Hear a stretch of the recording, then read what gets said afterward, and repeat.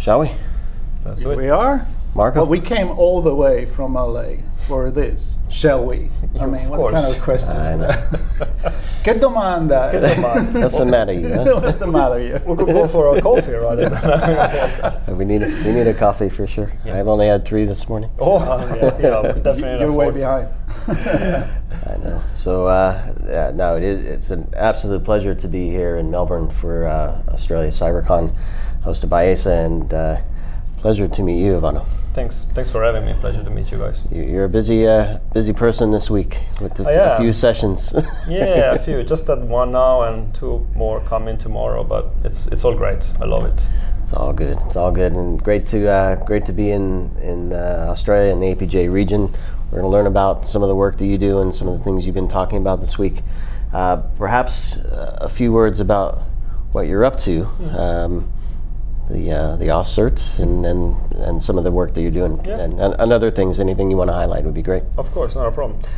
So as I say, thanks for having me. So my name is Ivano Bongiovanni, as you can tell from my name and in my accent. I'm Italian, but been in Australia for a while now. I'm currently the general manager for AUSCERT, which is one of the Australian CERTs, Computer Emergency Response Teams. We're actually the second oldest CERT in the world after your CERT, the Carnegie Mellon one over in the US, the US CERT. Been operating for 31 years. Now I cannot claim any bragging rights or anything because I've been in the role for 7 months only. So I have just joined, and it's been an amazing 7 months.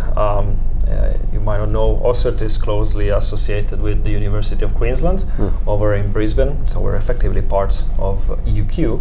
And I also maintain an academic role as a senior lecturer in cybersecurity at UQ. So I got this interesting double role where I still get to do research, and part of what I'm talking tomorrow is based on my research, but I also have this task of managing the AUSCERT team and trying to see what's next for AUSCERT moving forward. Can I ask this question quickly? Do some of the students get to participate in AUSCERT? Do they get to be part of it, contribute to some of the research to what the team does? Yeah, AUSCERT is more like a standalone entity, if you want, within UQ. UQ has this big research center called UQ Cyber. So students typically participate in UQ Cyber. Having said that, we do have graduates that transition from the University of Queensland into AUSCERT and come and work for us. So it does happen. Obviously, the proximity with the university makes it a little bit easier to have access to talent, which is, as you know very well, especially in Australia, is a big issue these days. Yeah. So we say you're a busy guy here in these days, and tell us a little bit about the presentation that you're having here. Yeah, so I'm having 2 presentations tomorrow. One is a more traditional presentation, and the other one is a workshop. So in the presentation, I will be talking about a piece of research that I've done with my team at the University of Queensland on the factors that affect decision making in cybersecurity. The workshop will be more around data governance practices. So maybe I'll say a little bit about the first one and then about the second one as well. So the piece of research was conducted with 6 large organizations across different industries. And what we did, we interviewed 6 cyber professionals in each of those organizations. We looked at people at the operational level, so your typical SOC analysts, at the tactical level, which is what we define, GRC space, so really risk and compliance and support to operations, and then at the strategic level, being that your CISO, your C-suite, board members, and so on. And what we asked them was to try and unpack when they make cybersecurity decisions at all of those levels. So from how do I configure my SIEM into how am I going to write my incident response policy? What are the contents that I'm going to put into it? Into shall we take cyber insurance or not? Try to figure out what are the factors that drive those decisions. When you are in the moment where you and your team have to make the decision, what are you thinking of?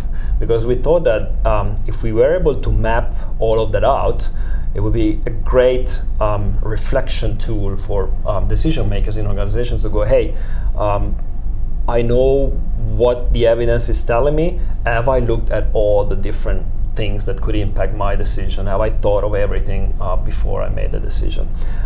So the findings were quite interesting from that perspective, and tomorrow's presentation is going to be mainly about what those findings are. I'm going to guess money. Yeah, that's one of the big ones. Yeah, that's a good guess. Possibly so we actually identified 4 levels of impacts. What happens at the industry level as an impact? What happens at the organizational level? What happens at the team level? And what does happen at the individual level? So those are the 4 slices that we have identified. Certainly money is a big one. That's at the organizational level. At the industry level, probably stronger than that, and even more stronger, is regulations. Right? Yeah. So obviously, exactly. Compliance, we know that it's not perfect. It doesn't really drive performance, but at least we found out that it's a good first input for companies to do something, right, about their cybersecurity controls. And then there's other interesting factors that go down to the organizational level. I'm thinking of organizational culture. Are we risk averse or not? Down to the more individual level. So things such as access and exposure to fora, like for example AISA, so access to knowledge and being part of a group of professionals that work in the same profession has a strong impact in how people make decisions, because obviously if you have heard somebody talk about something in their own experience, especially when you don't have other evidence to make your decision, you can probably rely on that, right? Yeah. And good or bad that can be, because in some cases it might lead to suboptimal decisions, but we thought that it's important to at least have an understanding that that's what happens in people's brain. And obviously then there's biases, because at the end of the day, we're all humans. We are all affected by our biases, and we make decisions, and we need to be conscious of those at least. So two questions for you on this. So, and we've heard referenced here in the last couple of days, ISAC having a presence here, which ISAOs are U.S. rooted initially. Are there extensions here from the U.S., and does Australia have their own info sharing orgs? Yeah, we do. So there's a lot of ISACs across Australia, across different industries. One example, for example, is in the higher education sector. I'm thinking of universities. So in Australia we have 43 universities, if I'm not wrong, and there's an ISAC that is set up by an overarching body that actually facilitates information exchange within that specific industry. We also, I know that Australia is in the process of setting up a healthcare ISAC, so obviously dedicated to organizations that operate in that specific industry. And needless to say, we know information sharing in cybersecurity is essential. So there's a lot of work that is currently being done on trying to raise awareness on the fact that, hey, it is okay to share things such as your IOCs or dynamics that you're seeing in your environment within certain containers where it is safe to do so. And even in terms of the recent regulations, I'm thinking obviously you guys are aware of the cybersecurity bill and are aware of the fact that there is now a mandate to disclose ransomware payments. Obviously that speaks to the fact that even the regulator is saying, don't worry about sharing, we're not going to come after you because you have shared. So that speaks to this willingness to create safe conditions for sharing. And again, I can speak about the higher education sector. It is a great industry from that perspective, because there's this willingness to really collaborate, because people know that today is me, tomorrow is you, right? So we need to kind of make sure that we are across the threats that we're facing. Yeah, absolutely. The second question I had is around data, but less about the threat and attacks and IOC and indicator of compromise, and more about what's inside the organization. So I have a belief that there's security data that can help define a business opportunity, or at least unlock opportunities within the business, which is kind of at the strategic level of maybe some of the research you did. Are we starting to see where security can help define where business should focus and to unlock new opportunities? Have I got a couple of hours? Sure, come back. It is a great area of passion for me, what you just mentioned. And actually, it's a great segue to my second presentation, which is this workshop on data governance. My answer to your question is yes. And we actually, and it's not just me saying it, we heard of it from Joe Sullivan's presentation. And I attended a couple of other presentations where there were people saying the amount of data that security as a function has access to is unbelievable, right? Now, data governance is a tricky one. Because as we say, it's not a sexy topic. It is extremely difficult to do. Because for some of those large organizations, just even knowing where your data is, who has access to it, under what conditions, and what are they doing with it, is that personal identifiable information or not? All of those questions are incredibly difficult to answer. And I do have a feeling, this is not evidence-based, but based on my conversations, I do have a feeling that it's a lot of the too hard to do basket, right? And that's why I think that there's been such a strong drive on cybersecurity investment. And I always use the analogy of a pyramid. By over-investing in cyber, we're really patching the top of the pyramid, but oftentimes we forget about the foundations, which is data governance. Where is the data? Who has access to it, and so on and so forth. Now, in my opinion, the shift is exactly what you said. Justifying investment in cyber and data governance is difficult because it is about loss prevention, right? I'm a CEO, I don't want to spend money for something that in the best case scenario doesn't lead to absolutely anything, right? I want to create value. I want more customers, I want to expand my market, I want all of those. Now, if we can shift the narrative around the fact that it's not just about loss prevention, it's also value creation. And an example is business intelligence, right?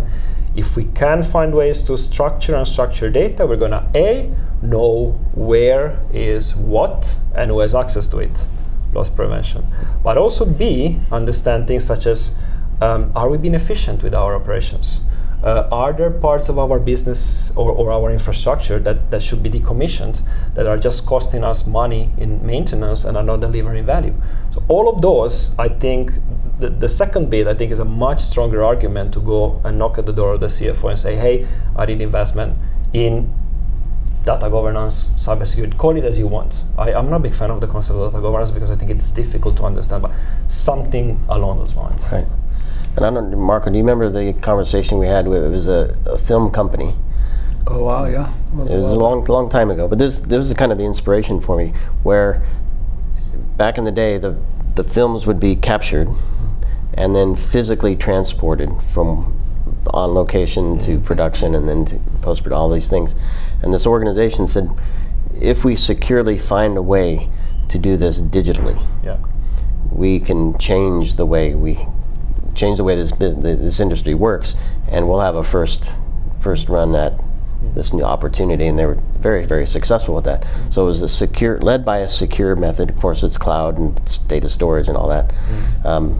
But for me, that was the inspiration of using data security to drive for me, that's what I was going to ask, which is the use of technology and how new technology comes into play in the decision making. So AI, but also kind of like a vendor driven investment, right? Like the marketing, the buzz, zero trust or whatever it is. And does this become a factor in the decision making itself? Yeah, look, there is one thing, without wanting to be too academic, there's a phenomenon called mimetic forces in action when companies make decisions. And this is not just cyber, this is any decision. And it kicks in particular, when decision makers don't have enough information about where to go, if they should go A or B. The default approach when you don't have enough information is, what are our competitors doing? Follow.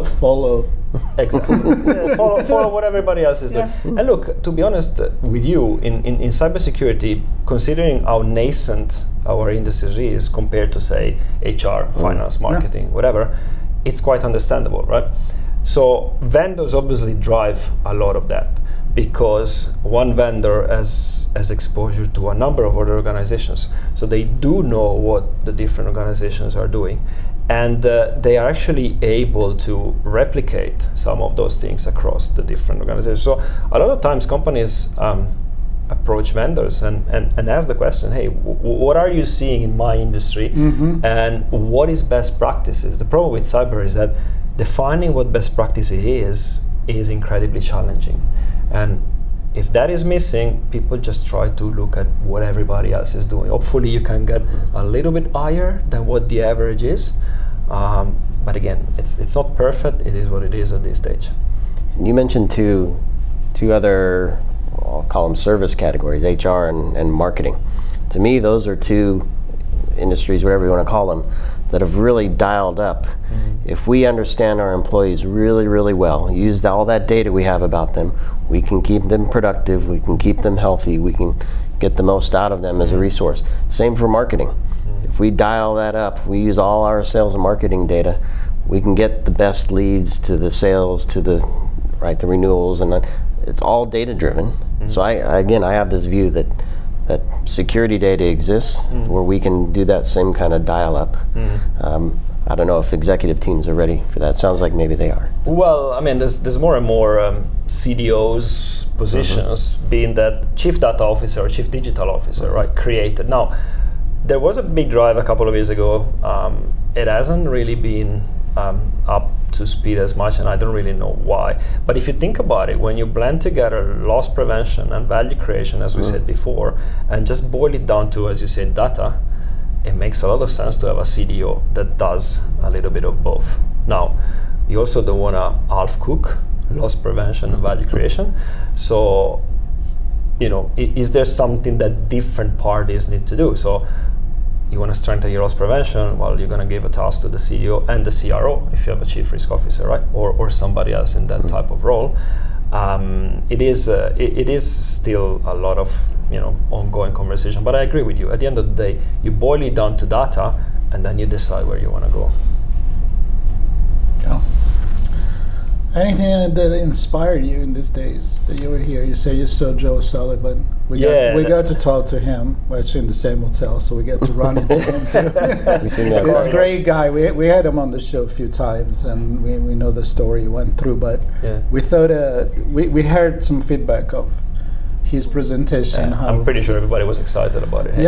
What do you think about it? I was very, very happy, and it was incredibly inspiring. So I shared that kind of feedback. I think he was able to show the power of storytelling. And I believe there is actually a couple of presentations on storytelling in cybersecurity, which is another interesting perspective that is not very common in the cyber industry. So incredibly inspiring. I kind of looked at, it was good for him to boil down his experience and then translate it in actions for people. And I saw a lot of people leaving the room really thinking about what they just taken part of, because it was incredibly powerful. And in general, this is a great conference. There's a lot going on, obviously, as all of these big conferences. I think speaking with people, everybody loves the networking side of it, where in 3 days you can really get to meet a lot of people, have exciting conversations. I finally managed to see people in person that I've never seen in my life, other than Zoom or Teams, right? Yeah, that's always a plus. It's great. Yeah. I haven't had a chance to ask this question yet, so I'm gonna give it to you first. Okay. And it's related to Joe. Lucky. I'm lucky, I don't know. It's related to Joe's experience. We have a good friend, Tim Brown, who's also experienced some challenges in the U.S. in the CISO role. And the reason I'm going to ask you the question is because of the new cyber law with the reporting. Kind of gives a safe. It enters the idea that there's a safe space to share, right, as you described. So my question is, in Australia, and I don't know if you have a view outside of Australia, the role of the CISO. In the US, there's a lot of pressure, and now even some legal pressure as well. How do you see the CISO role in Australia in that regard? Well, as you probably know, we're always a little bit behind what happens in the US, so we try to play catch up.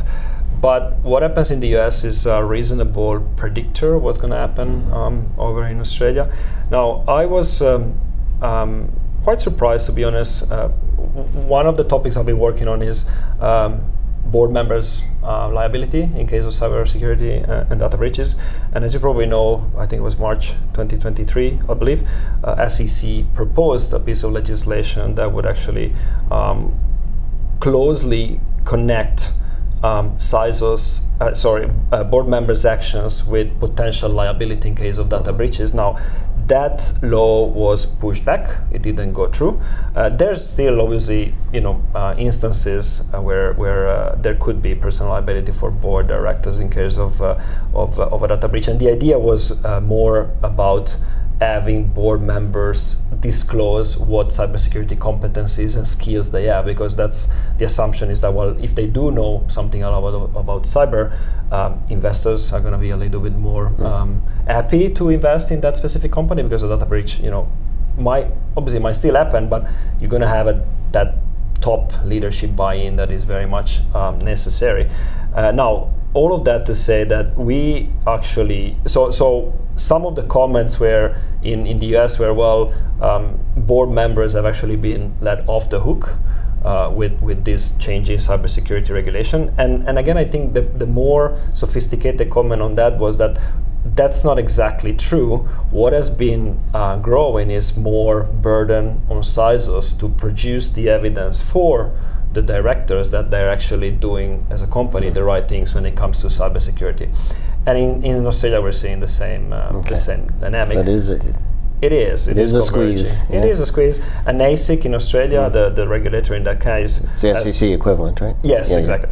Has already, because they deal with investment as well. So they have already said that they're gonna hold board members accountable. Now, there is no specific regulation that connects cybersecurity responsibility and personal liability with board members. In Australia, everything boils down to the Corporations Act that says that board members have to act with duty of care and diligence.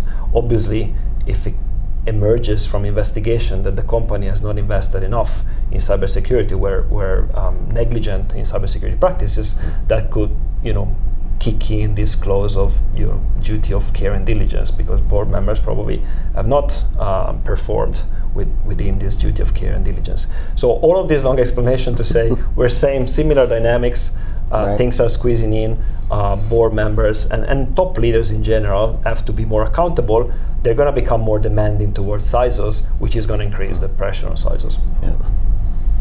Another reason not to be a CISO. No, I didn't say that. We won't reason number one. There's a reason I'm not. There's a reason I'm not a CISO. I have tremendous respect for them. 100%, same. Absolutely. Well, I think it comes down to the fact that it's very complicated, and it's, as you said, and as we know, we expect to be a mature industry. We talk about maturity all the time, but it's a young industry. We're still figuring out as we go. I mean, what about the responsibility of the vendor?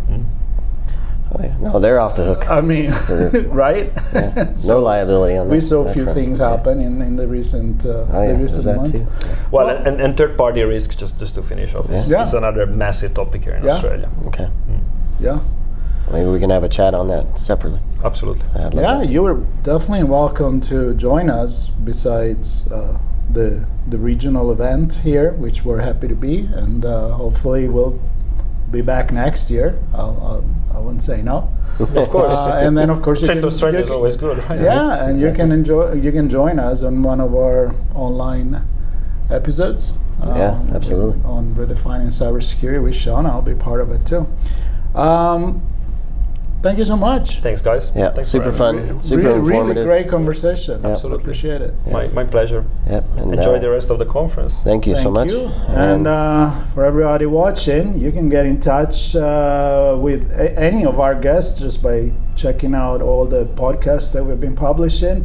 There is way many more where this came from, because we're still in this room for for a while. It for the looks next like couple- separate episodes to you. It's one long episode. for us. Exactly, but we will be filming on outside in the Yes. in the center, expo center as well. So stay tuned, subscribe, and we got many more coming.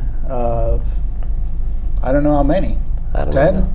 I think 10 from today. right. Something like that. So All right, Wow. let's Great. go. fantastic having Thanks you. for your Thank you. Thank guys. Thank you very much. Thanks.